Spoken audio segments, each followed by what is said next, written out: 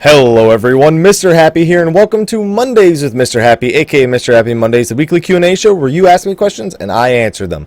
Last week's episode went on a little bit long, and no, it didn't have anything to do with the influence of that one question. This week, we'll see what happens. I notice I have a lot more questions this week than I have the prior week, so I guess longer episode means more questions. Also, I'm sure a lot of these questions came in after the live letter 24 that came out just last week, which my video for the overview on that is out and has a few hilarious 2 a.m. fuck-ups in the talking aspect of it, because, you know, what else is a Mrhappy video. Real quick, before we get started, though, I would like to extend a huge congratulations.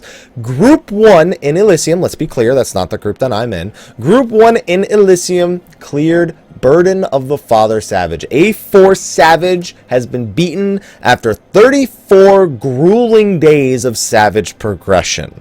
So, huge congratulations to them. Miyuni got the White Mage Cane, the Healer Body Piece. They did indeed get a Gob Dip to upgrade the Bard to his I-210 weapon. They even got a Shielding, the same one that drops in normal mode, as well as the Gob Walker Mount. That is right, those of you who saw the patch notes know that there was a Gob Walker added in that. They showed a picture of it.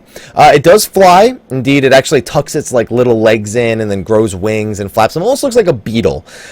Huge congratulations to them. I know the hard work they put in. There's a nerd scream video. There probably won't be a kill video for a while now.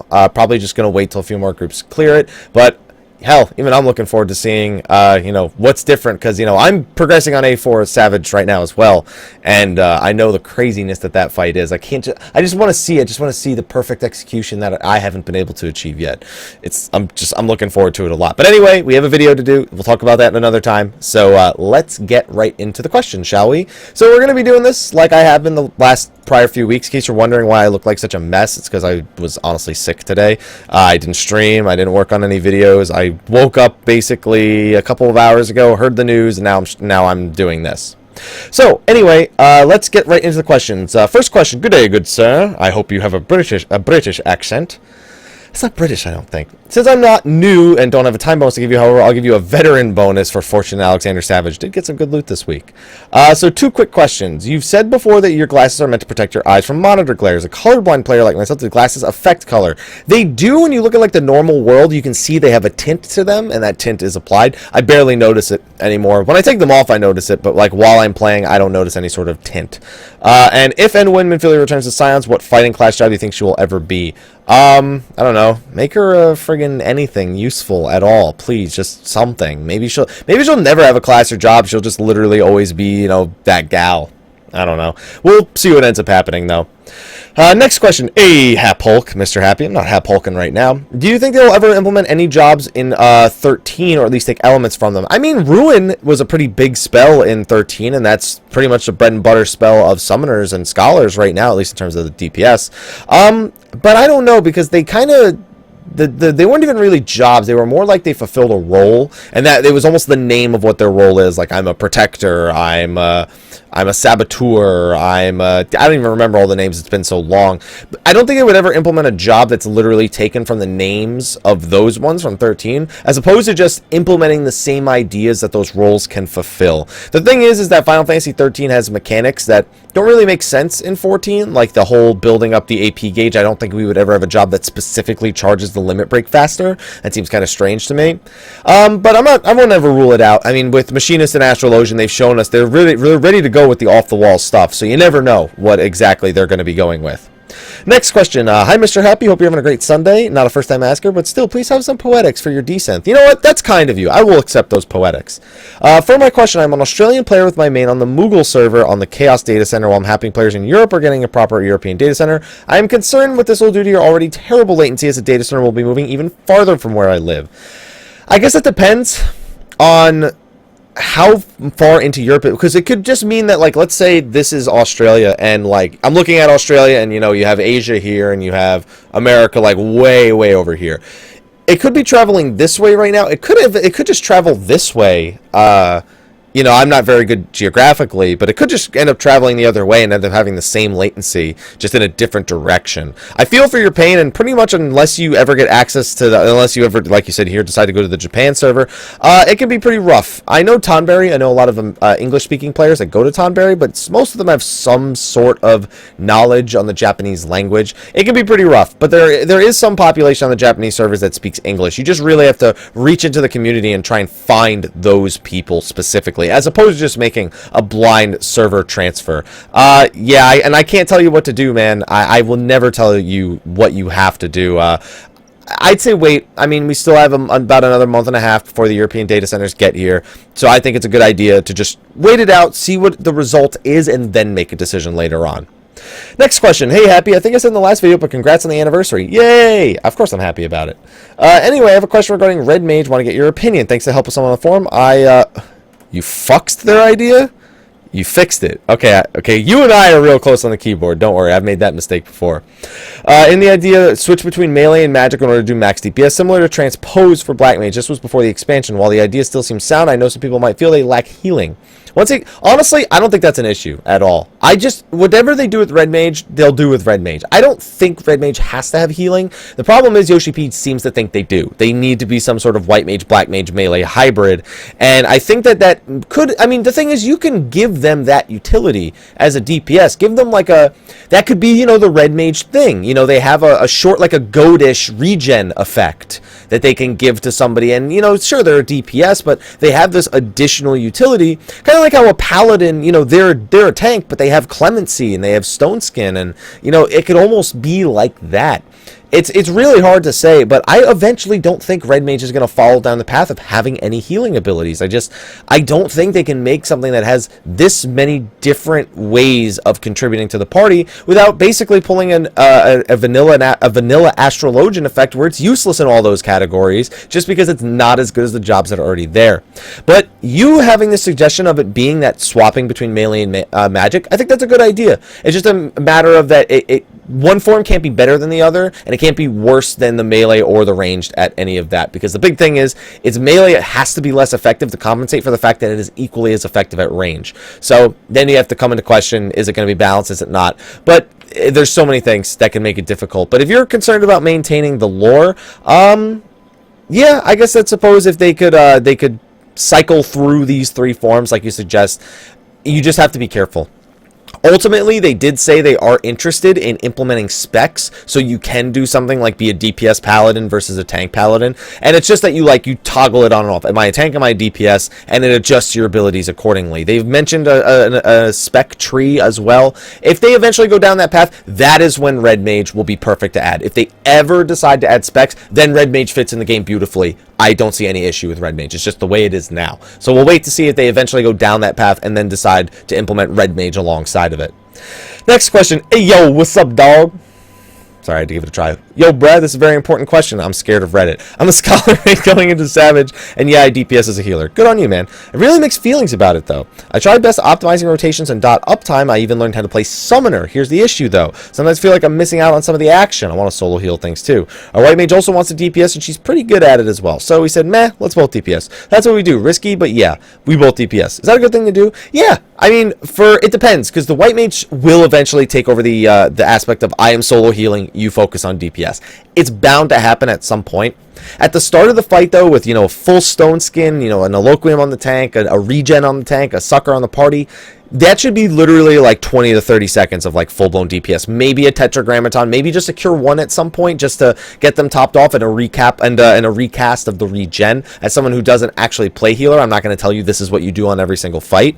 But I can tell you that it's very common for both healers to at least throw some DPS out. It just has to be talked about beforehand. Don't do it on the fly. That's the biggest thing. Talk about it, communicate it. These kind of things are easier to do when you're in a static, and you can plan out your GCD usage. But you're doing the right thing. I'm glad to hear that you're both trying to do some DPS. That's actually a really, really good thing to do. Next question. Hey, Haps, have some dragon skin maps. Sure, I could use some more Thavnarian Silk. I was watching Ethos the other day and I got a strange idea. What if the new caster for class for 4.0 was a light class? I'm new to Final Fantasy, being an element.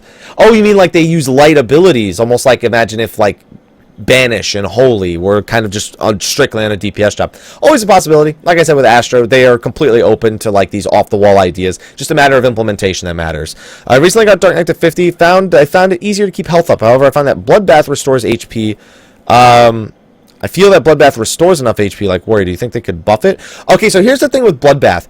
Bloodbath works on physical damage. Dark Knight's AoE is magic damage. So unless they ever fix that, I don't see them ever changing that for Bloodbath. I mean, Bloodbath is a native ability to Warrior, which does all physical damage. So to make it also affect magic damage is literally just buffing its cross-class effectiveness. And I don't find that necessary, considering that Dark Knight has other HP draining tools in its kit. And Bloodbath is really just there to supplement those single-target HP draining things. So I don't expect it to ever change. And I don't ever expect it to change like that. So, yeah, it's not the major draw of the Dark Knight. That's more of the major draw of the Warrior. And have you ever thought of having a friend stream for you so you could take a break here and there? It's my channel, and I want to be responsible for a lot of the things on it. Of course, my girlfriend, major help with a lot of things, stream-wise, YouTube-wise, just way more things than you guys know. But when it comes to who's being presented, I feel it's important that outside of State of the Realm, which Sly has done in the past, he has hosted that on my channel. It comes into, you know, how do you pay the person for streaming on your channel? You know, are people as interested in that person? You know, do people leave because they're not interested? Like, you need to make sure there's equal interest. That works better on a channel where, let's say, the boyfriend and girlfriend started streaming together on that channel, and then the boyfriend's streaming at one point, and then the boyfriend's like, I'm not streaming right now, so the girlfriend goes and streams on it. You know, that works better for something like that. I don't think it would really work necessarily for my channel. I take breaks when I'm sick, pretty much. That's what I do. I work hard otherwise because, I mean, this is my life. This is the life I chose for myself, and you know, my girlfriend likes to remind me of that when I'm down and I'm beating myself up about that too. And I love what I do. I love streaming on Twitch, and I love making YouTube videos. Although I've had a hard time making YouTube videos lately, just because I don't know, I haven't been feeling like 100% motivated on YouTube videos, I guess is the right word for it. Like, I have ideas, but ultimately it ends up coming down to I'll stream, I'm getting ready for PAX too. That's another big thing. Like, that's on my mind constantly. And my mind just kind of wanders a little bit. On top of how much raiding I still kind of try to do for Savage, by the time I finish dinner, I'm already considering my Savage raid. So it's been a little bit rougher than anticipated. But once I'm in Los Angeles and I'm staying with my girlfriend, I anticipate the videos to kind of start rolling again. Because I won't have the evenings because, you know, obviously I'll be spending time with my girlfriend. But I don't really feel like I need a break. And if I do feel like I need a break, I take a break. You know, that's what it is. I'm going to work hard.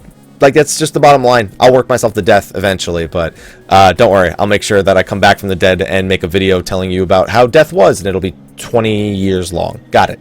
Anyway, moving on to the next question. Hey, first time asking, so ESO bonus. I'll save it for Tuesday. I've been seeing videos of people wearing Enchroma glasses. I get this question a lot. So just to clear, yes, I do know about them. No, I have no interest in them. I've lived my whole life without seeing color. And believe it or not, despite the fact that $600 seems like a pretty good deal, I'm not willing to spend $600 to see in color when my entire life has revolved around just seeing color, but not necessarily being to identify them. I can drive a car fine, which is the biggest thing. Although when the light is sideways, I'm just like, are these people going? Fuck, I'm in the front. I'm in the front. They're gonna wait for me. I hope this is okay. Yeah, it's green. Got it. I can tell the difference between red and green. Calm down. But yeah, I have no interest in the Enchroma glasses. No way. I would never spend the money on that, and I can live my life perfectly fine without them. Next question. Hello, Mr. Happy. I'll try to make my question quick. With Scholars DPSing a lot more in Savage, and with spell speed changes now applying to dots, should Scholars be getting more spell speed? Nope. Crit, crit, crit, crit, crit, crit, crit, crit, crit, crit, crit, crit, crit, crit, crit. You just, wait, so you said, so crit is still number 1. In mind, that should probably still be number 2, but should spell speed be number 3? Is there any other stat? Accuracy is your number 1 stat as a DPSing scholar, by the way. You need to get as much accuracy on melded gear as possible. I believe it should be accuracy, crit. I don't know about that. I don't even want to comment after that. But accuracy and crit, your 2 biggest stats. Those are your 2 most important stats as a scholar. Because it's hard to DPS if all your spells keep missing. Bards, be sure to be giving them Rain of Death. Just make sure you plan it out ahead of time. Next question. Hey, Mr. Happy, I have a quick question. If the 6 2-X primals all got into a mosh pit, who do you think would end up being the winner? Well, depending on the 6 avatars from 11, isn't it the same 6? I mean, they're different iterations, obviously, but I guess it depends. If we're talking about the extremes, it would probably be Ifrit. I know. See, here's the thing. I feel like Ramu actually probably has the best odds, because here's the thing. Leviathan, I think, would beat the shit out of Titan, Garuda, Ifrit, and Shiva. I think he would annihilate them. But and then Ramu is, he's lightning. Lightning beats water, so there you go. But I think it's a mosh pit. I'll give the victory to my boy Ramu. Ramu. As in 11, fuck it. Carbuncle wins. Fenrir wins. There you go. I almost said the person. It doesn't matter. It's on the forum, so everyone can see it. Hello, happy man. Here's my question. How do I get a fat cat? It's from the Fishing Retainer Ventures. I don't remember exactly which one, but you could Google that real quick and find the correct answer. Pretty sure, yeah, it's your botanist. I don't know. It's got a really low drop rate. That's the bottom line. You just gotta make sure it has enough stats to actually do the exploration, and you should be good to go. I've had my fat cat for a long time, but somebody else gave me this fat cat. I didn't even actually get it from my retainer. That's all. There's nothing to it. That's nothing to it. They gotta have the stats to do the exploration, then RNG. Just pray. I haven't seen a bluebird in like 300 maps from A Realm Reborn, so RNG can be RNG. Next question. Hey, Mr. Happy. First time asking a question, so I'll keep it as simple as possible. So the question is, what's a proper way to tank large groups as a paladin and just hold aggro in general?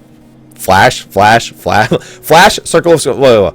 Fight or flight, flash, circle of scorn, flash. Like this, there's really nothing special about it. That's all you really need to do is just, if you notice that you're losing aggro on mobs, then you just need to be flashing 1 or 2 extra times. Also, so that's when you're fighting, like, I guess, let's say, like, 5 to 9 enemies. If you're fighting 3 to 5... then you'll probably just flash like 3 or 4 times, Circle of Scorn on cooldown, and make sure you're rotating your single target Rage of Halon combo between the enemies. This is more of a lower level thing. When you reach the higher levels, I'm not sure if you start throwing Goring Blade instead, because your enmity should be fine. I imagine that a lot of paladins then start placing Goring Blade on multiple targets. Rage of Halon can help for mitigations as well, though, so I guess I don't really want to say definitively what's the best way, like whether you Goring Blade, you Royal Authority, like whatever it is. Just be using cooldowns, spam flash a bunch of times, and I imagine your Goring Blade actually probably because you're trying to also get Riot Blades for more flashes. I don't know, something along those lines. Just flash more. It's the bottom line. And if you only have a couple of enemies, then just throw a Rage of Halon, like throw your Savage Blade on one and your Rage of Halon on the other, and that should be more than enough collectively with all the flashes and Circle of Scorns off the global cooldown. Large groups in raids such as Alex... Yeah, in single target? That sounds like you're putting too much priority on Goring Blade and Royal Authority then. Because that should still be the same thing. You should still be combining Fight or Flight with Bloodbath. Then you also have... you have your Shield Oath. You have your Circle of Scorn on cooldown. You have your Spirits Within off cooldown. I almost forgot about that. You have your Rage of Halon combo. When you look at your enmity list, always pay attention to your enmity list. Don't just ever be like, okay, I did Rage of Halon. That's it. Now let me go just do something else. You'll notice that on your party list, there's little bars under everyone's party name or whatever it is, or whatever their party symbol is, like it'll right under the warrior symbol, for example. And it also has a little letter to let you know who has the most aggro. And just tab through the targets. Also, look at your aggro list. Do you notice that it's about to stop blinking, or that it just stopped blinking? It means you lost aggro. You just got to pay attention to those tools right there. Bonus question. I'm also picking up warrior soon. I have a 60 Dark Knight. Should I just stick to Paladin or go warrior Dark Knight? Play whatever you want, man. Just play whatever you want.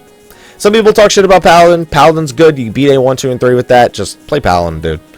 Next question. Hi, Mr. Happy. Hope you have luck on A4 Savage. Hee. Well, we'll get there eventually. We'll finish it eventually. I have another question for you. In the long months leading up to Heaven's Word, I found myself falling out of love with my main job, Bard, as I was getting annoyed. Players asking me for stuff to play foes when there's no magic DPS, meaning that we are using Ballad, moaning at me when using Ballad for the healers and such. When I heard Machinist, I thought of this job, I love range, but I'm not a fan of magic. After seeing the new actions for Bard, I fell back in love with it. And now both Bard, which is still my main, and Machinist at 60, but I'm torn over which one I should keep playing. So which one should you keep playing? Machinist getting buffed on Tuesday. You might want to consider that, because you want to get a weapon. If you're going into Savage, you need to pick one and get a weapon for it, and that needs to become your main. Oh, wait a minute. Just when I'm in a party, and if there's a second Bard, so you don't double up on jumps. If you're doing if you have a static and you have Machinist plus Bard, that's pretty unoptimal. I mean, it's doable, but it's definitely not an optimal setup to have a Machinist plus a Bard. To have 2 physical range DPS is generally not a good thing.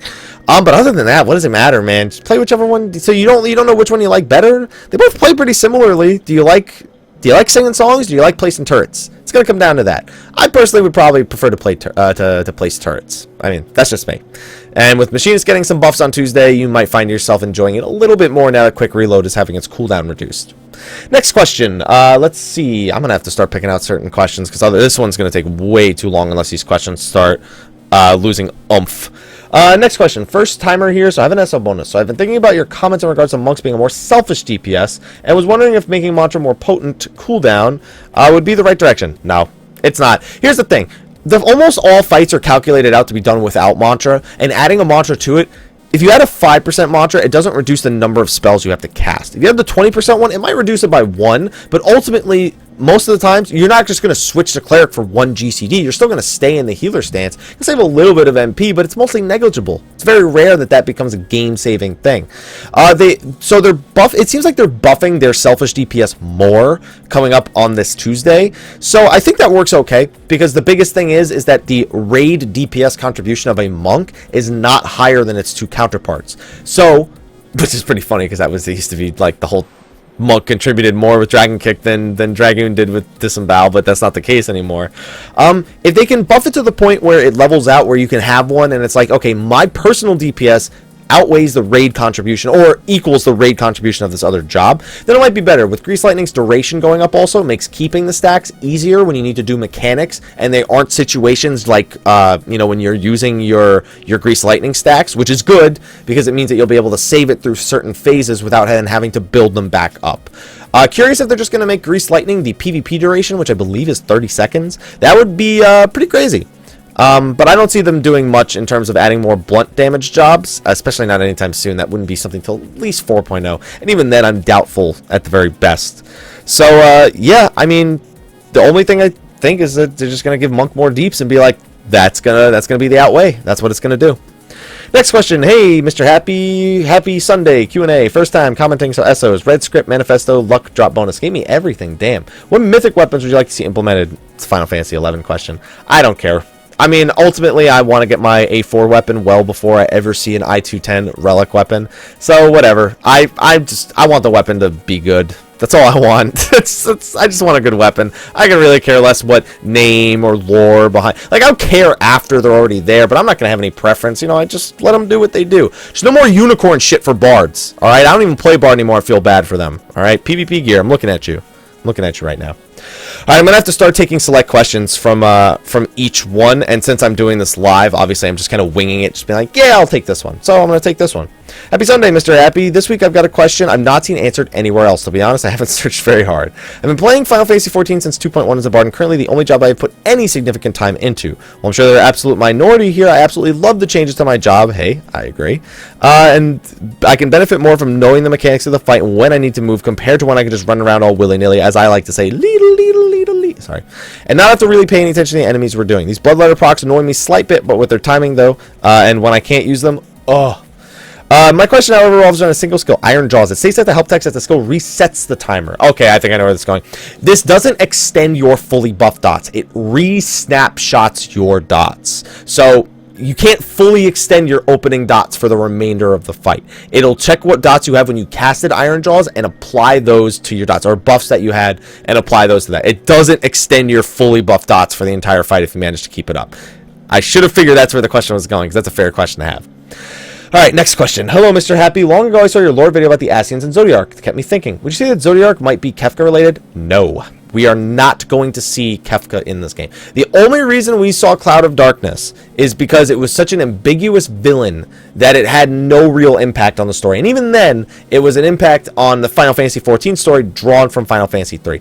I don't expect to see any more major villains unless Square Enix is running out of ideas and they're like, let's just make a Sephiroth fight, which, let's be honest, will be the first place they go when they make that decision. Necron, on the other hand, I wouldn't be surprised, because Necron is like, what the fuck? Like, what? Like, you just get to the end and you're just like, alright, it's Necron. Now I'm not surprised, because if they do the same thing with Necron that they did with Final Fantasy IX, it's just like, it's like, whatever. Oh my goodness, this is a long question. Well, The last one was short, so this one gets to be long. So for a long question, tried to keep it as short as I could. It's come to my attention that as a DPS, Alexander Savage is actually easier than second coil and final coil in a certain way. Let me explain. I can't speak about A4 Savage, but let's talk about 1, 2, and 3. In the second coil and final coil, we had mechanics we had to do, and they had to execute nearly perfectly. Now, however, in Alex Savage, I feel like there's barely any mechanics to watch out for as a DPS. Maybe as a melee DPS. Range DPS still have some stuff to do. The ad pulling in A1 is barely a mechanic. In A2, you're standing there spamming flares and fire 4s. In A3, you only have to watch out for the mark swapping and the tethers. So that only leaves extremely high DPS and heal checks, which extremely irrelevant very soon, thanks to gear. As an example, this week, Faust, 2 of our DPS, disconnected for a good 20 seconds, still beat it. And this over-gearing problem will only get worse as time goes on. I know this is normal, and same thing for Realm Reborn. Difference is Realm Reborn, you still had mechanics that could wipe the group no matter how over-geared you were before the nerfs. I feel like Alex Savage right now is mostly a tank and spank, with some mechanics here and there and very high DPS and heal check, which is becoming more and lower. Question, do you think Square Enix is using the same formula for Savage as they use for coils? Returns 1 through 5 are easy on mechanics compared to the second coil and final coil. The thing is, I wouldn't say there are no mechanics at all to do. They are basically just telling DPS, this is your job.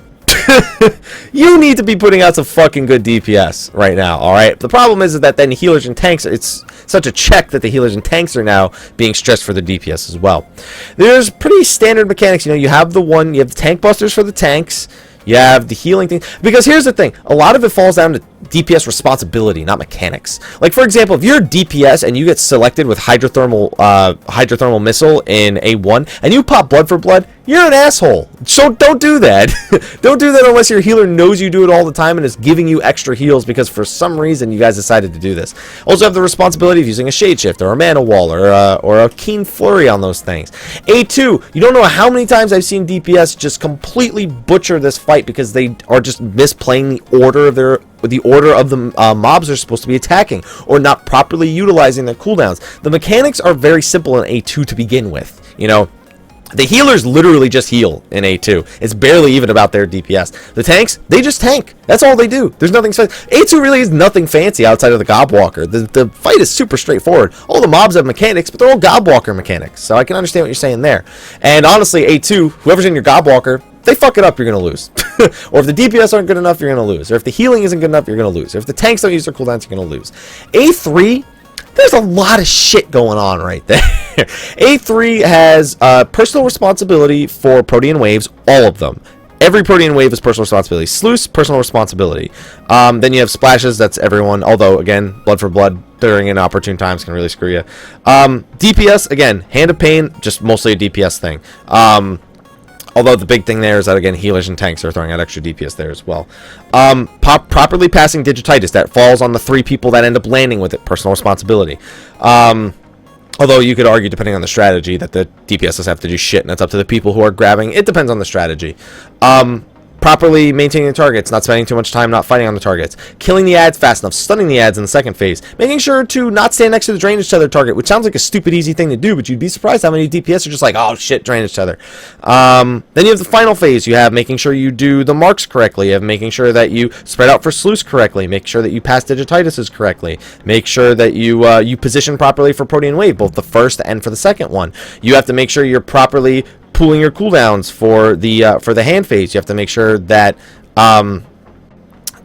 you're maintaining your buffs throughout all this time. Again, Digititis, Splash is easy. Last phase, don't get hit by Protean wave. Ignore the drainage tether. You should never be coming near that. Make sure you're doing the tethers correctly. Make sure you spread out for sluice. Make sure you don't get hit by the ball. Like, there's a lot of things. The problem is that not all of them are DPS specific. They're just things that are shared. And then on top of that, you have the healers and tanks doing additional mechanics. Mostly a positioning thing, just asking DPS to do more and more. And honestly, we've seen the numbers now. 30,000 people have beaten A1 Savage. 15,000 have beaten A2 Savage. 292 people have beaten A3 Savage. And 8 people have beaten A4 Savage.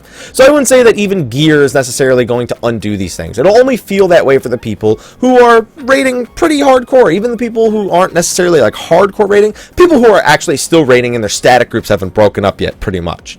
It's all going to come down to a lot of those things. Maybe the second set of Alexanders will be super mechanically heavy, and I don't want to comment on A4 Savage, although I have a feeling that Muni, one of the person who got the cane, would have plenty to say about DPS in that fight. I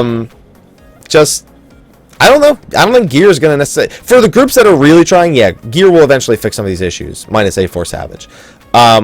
But for a lot of people, that's not even going to be a factor. Like I said, barely 300 people have beaten A3 Savage, despite the fact it seems like the DPS aren't responsible. You could argue that because it's the tanks and healers that are fucking it up, but let's be real. There's a lot of DPS who still need to learn how to play their jobs at level 60. I'm sure that A1 Savage is catering to that. A lot of people not really fully understanding how to play it yet.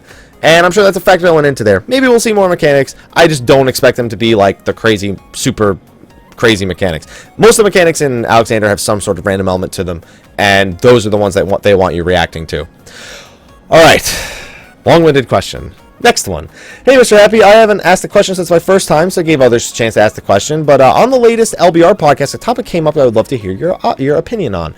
Would you like to see something such as the Caverns of Time for Final Fantasy XIV, like in World of Warcraft? So something like going back and playing 1.0 to get the Legacy tattoo. No, I wouldn't want that. At that point, that's literally them just going like, hey, this game that completely failed, let's send you back, even though most of the content is an exact copy. Of course, then you have the thing like they did with Wings of the Goddess, where you have people who are fucking with the timeline and all that. And no, I just if Warlords of Draenor taught me anything, is don't fuck with time travel anymore, please. just don't touch time travel. Leave it alone. Don't let them go back. I don't care about the legacy thing. It's whatever. But that, honestly, those legacy rewards should always kind of just be a legacy reward. They should never be available anywhere else, because they were literally there for the people who were dumbasses like myself who paid for the game back then. But we supported the game to get it this far, so I think that the legacy reward should remain legacy rewards. The veteran rewards now are kind of like the new legacy rewards. If you have the highest tier ones, you have all the rewards, and then you have new players that are like, oh shit, I'm just gonna have to play the game for 2.5 years if I ever want to see that. That's kind of like a legacy reward in disguise. So I feel like that's a good replacement to that mechanic. All right, next question. Asked the question last week, so no bonus. You can have my red scripts, though. Oh, God, what have I done? Thank you, actually, because I need to get some more tools for my miner. Probably touched on this before. I'm curious what a samurai class would look like. Tank? DPS? Yoshi P said that it was originally supposed to be a tank in Heavensward, but they decided to go Dark Knight instead. He personally wants samurai to be a melee DPS. I wanted it to be a tank before, but now that we have 3 tanks, I don't want it to be a tank anymore. Make it a melee DPS. Give it some cool mechanics. Give it the ability to open up magic vulnerability. I think that would definitely be a pretty cool thing to offer them. And just kind of like Dragoon, like a tankier, like higher health melee DPS that has some pretty cool mechanics. I don't really know if it would have any, like, positionals on samurai are kind of weird, because samurai would just have to have a front positional, which would be so weird.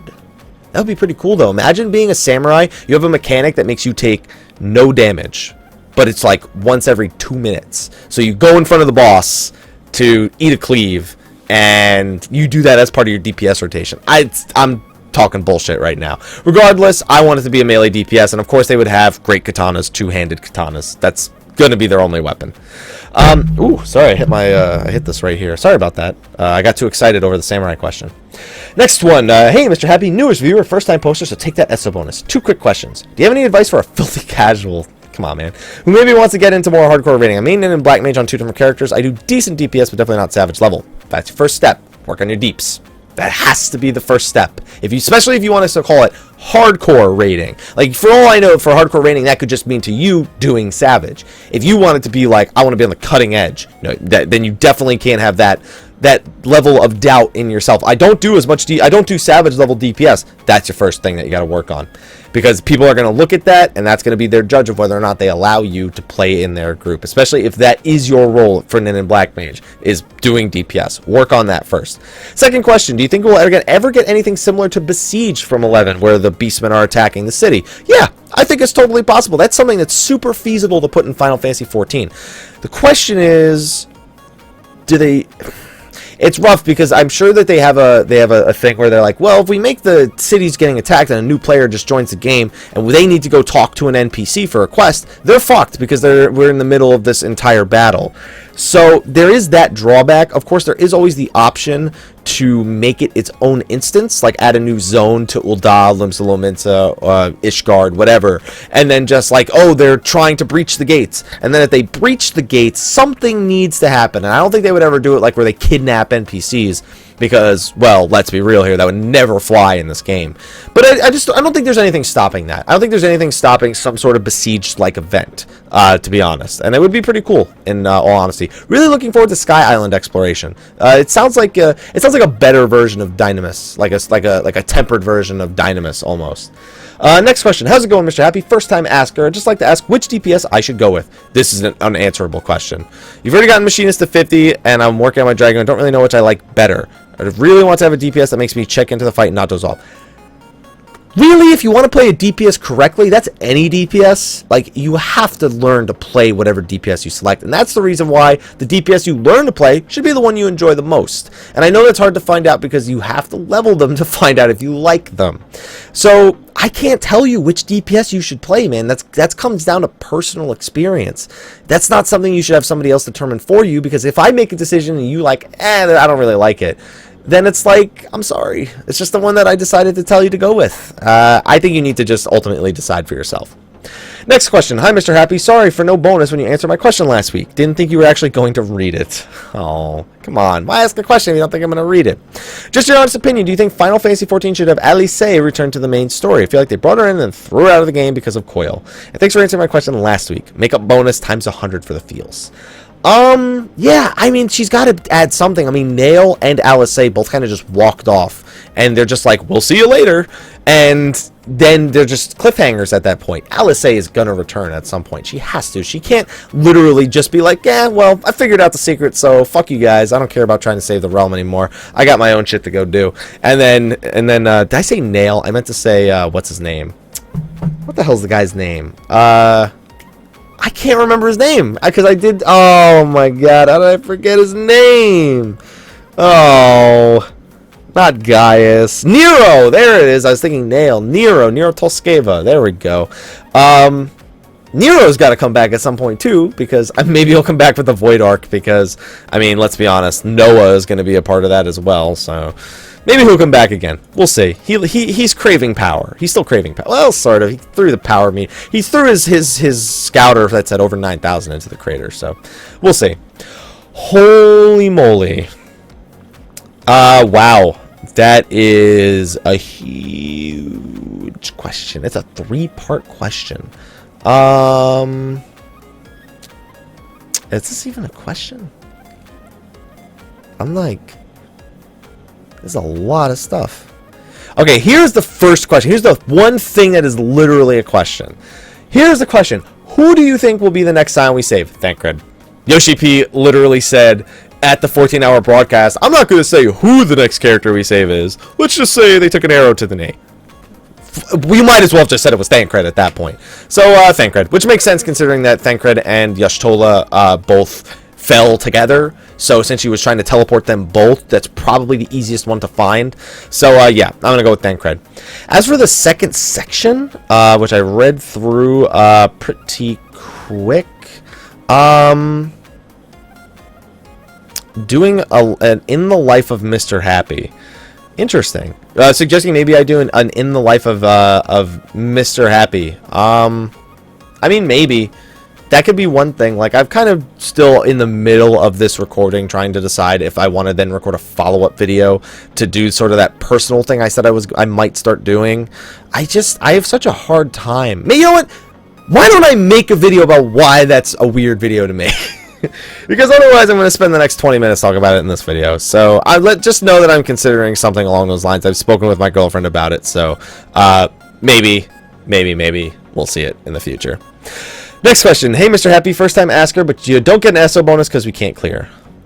What? Can't clear what? This video has a beginning, middle, and end. Just like a dungeon. I want my SOs. I'm starting my own Twitch account. And I'm really excited to start streaming and soon get on my own following. I know it'll take quite some time. Do you have any other advice? That's another thing I got to make a video about, because that is such a broad and like difficult question, because the advice is so generic on that. And I'm actually gonna make a video about this tonight. It's such generic advice. It's like, You know, make sure you thank everyone who watches, make sure you're interacting with the chat, make sure that you treat every viewer like a friend, you know, make sure that when people show up to your stream that you're talking, you learn to talk to yourself even if no one's watching.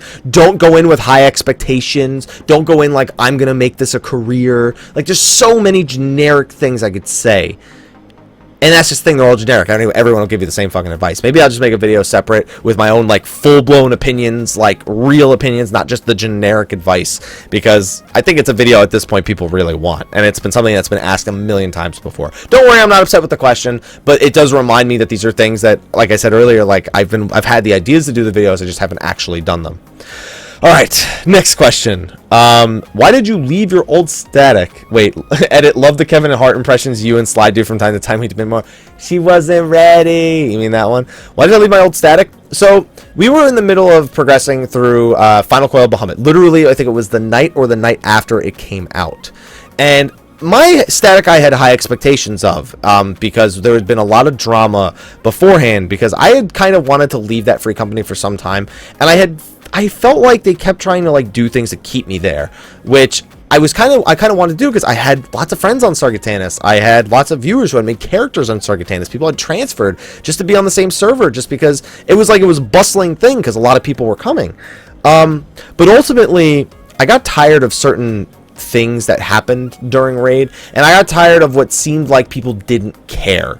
That was ultimately the nail in the coffin with my old stack. It just felt like they didn't care about progressing, and I'm someone who literally, like, I always need to feel like I'm progressing fast, and everyone's learning from their mistakes, they're adapting, they're trying to improve their own play. And I just, with the static I had at that time, I didn't feel like they really cared about any of those things anymore. Like, it was like raiding was a formality, and I couldn't be in that mentality. That's when I really buckled down and said, you know what, I'm going to apply to the free companies that are really pushing progression. Like, they'll be like the top 10 free companies to clear it at almost any time. That's how I landed in Death and Taxes, eventually landed in Elysium. And honestly, it's been a great trip ever since. Gilgamesh has been a great server, and I've met a lot of really good people. Sure, there's the occasional hater, because Gilgamesh just happens to be one of those servers that's hyper-populated. But you know what? Haters gonna hate. I got this video right here. If I had hater blockers, I'd put them on right now. But that's why I left my old static. It just felt like no one was motivated anymore. It was the real nail in the coffin that had ended up just ending it. Next question. Hello, Mr. Happy. Been following you for some time. First time asking a question, so here's an SO bonus. Hope you haven't capped yet. Dude, I'm capped on, like, Wednesday.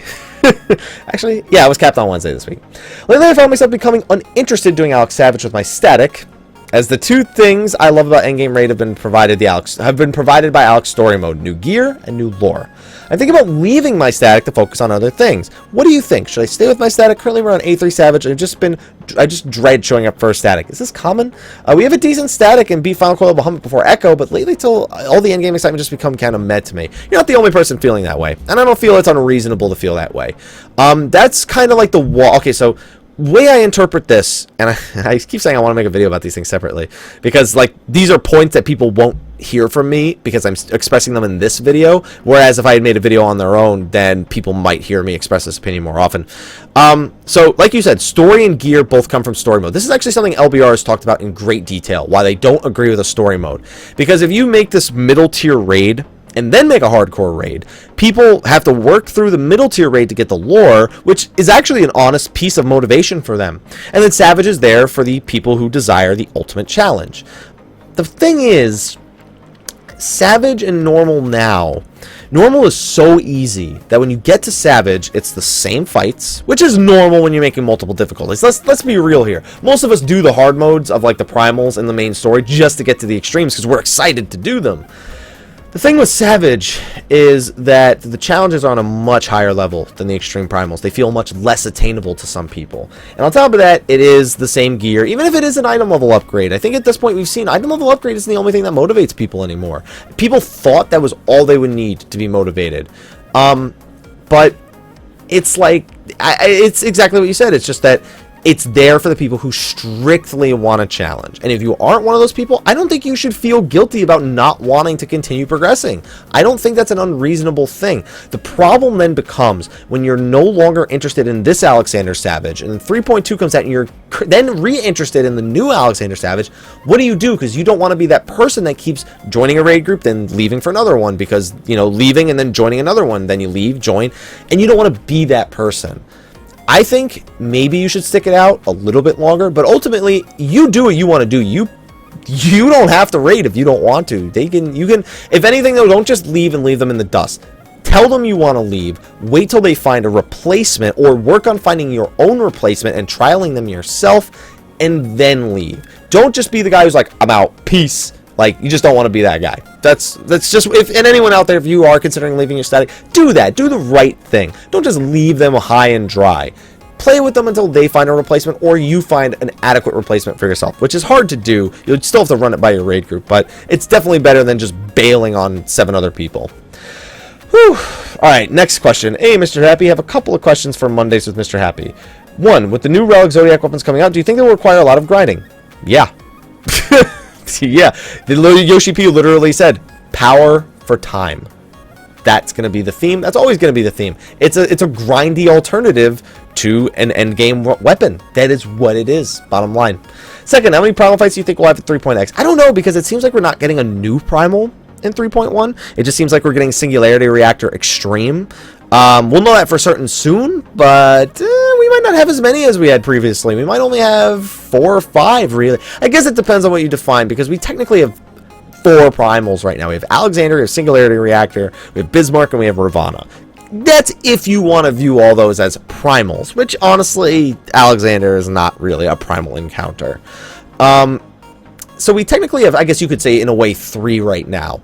We're going to get the extreme mode for the 3rd one. The question is, do we get another one in that same patch? And I don't think we are. I'm actually kind of thinking they might make the Void Arc part of the 3.1 story. They can't do that though, because if they do that, then people who have to get the 3, then they have to get the 3.1 just to get the 24 man. We'll see. I think they're going to be doing trial fights that are new, and they're not necessarily going to be primals. Maybe we'll fight like a dragon, like a trial dragon or something, as opposed to just it being, hey, here's a primal. You know, that would actually be pretty cool. So I'm going to go with, you know what, I'm going to say we have 4 primals right now. I'm going to go with 6. We're going to have 6 primals by the end of it. It's probably a bullshit guess, but it's a guess. That's what it is. Don't take it with a grain of salt.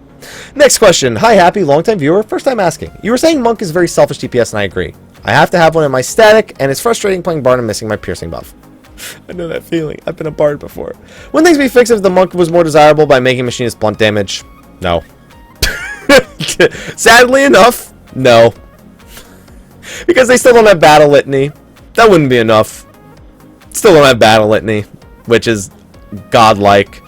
So, no. And people still desire Dark Knights over Paladins for whatever fucking reason other than the fact that they do more DPS, which is not a good enough reason literally with all the weapons now, outside of maybe A4.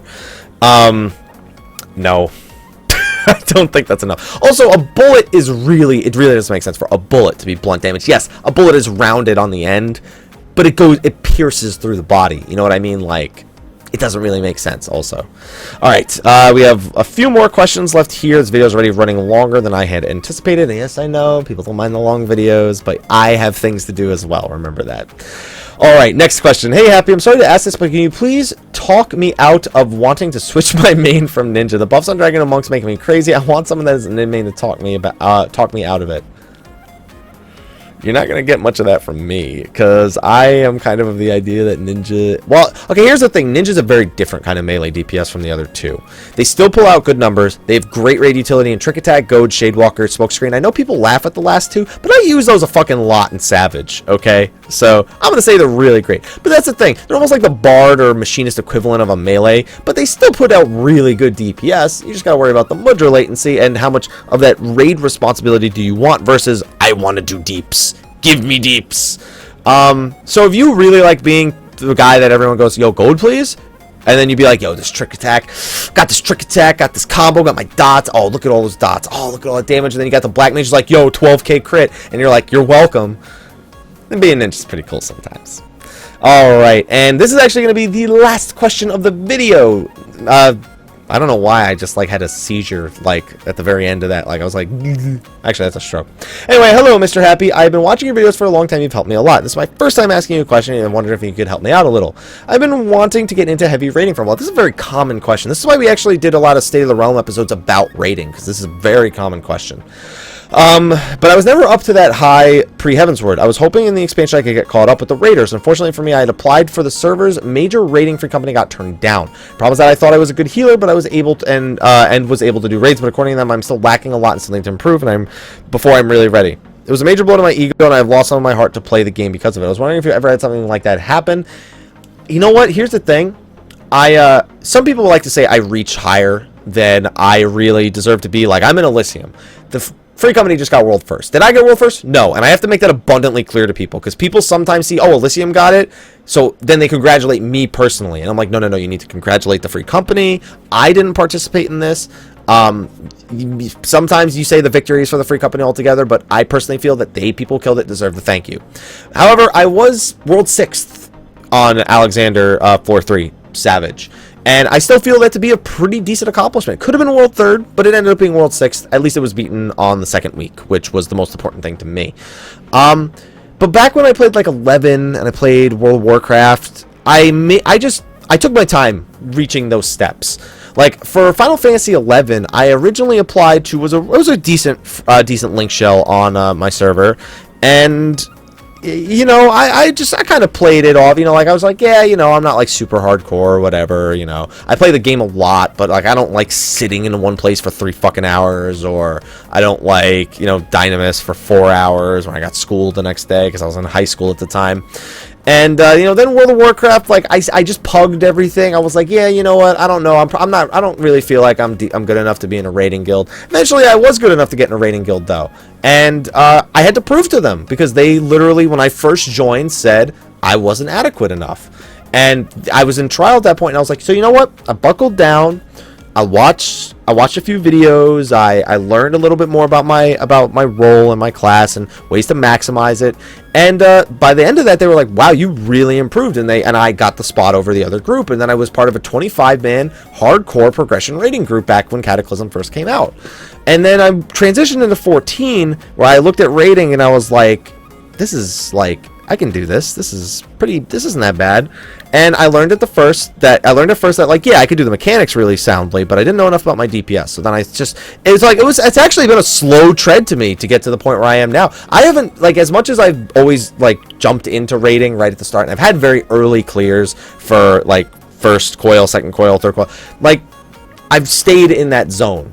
Like, and I've just tried to improve myself as a player across the time. Am I the best? No, and I don't think I ever will be. I never go with that mentality. I never want to be the best player in the world. I never will be. Let's be real here. Like, I have a career to worry about. I have things that are on my mind outside of raiding. But then when we're in the raid, that's all I focus on. And I do whatever it takes. I go back, I watch old footage. I listen to people when they make recommendations, you know. I just pay attention to what's going on around me. And I let that evolve me as a player. I've never once let it crush. I never once had an ego in the first place, because I never thought I was the best.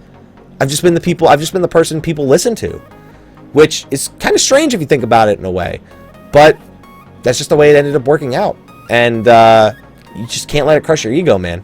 You just got to get past that. You got to just have no ego. There shouldn't be an ego. You should at the very least just think, I'm decent, but I can improve. Being told you can improve, never a bad thing.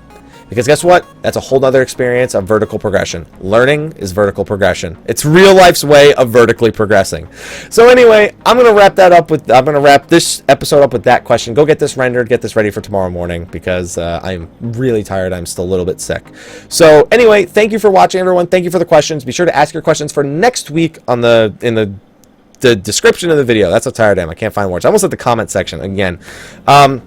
Thank you again. Some of these topics I'm seriously considering making standalone videos for. I might make the Twitch one, but I'm really, really tired right now. So we'll see. I'll try to get them done, because I have PAX Prime coming out, and I have a lot of videos I need to record before PAX Prime actually hits, because then I won't be able to make videos for like 5 days. Anyway, thank you for watching. I will see you all next week, and until then, take care.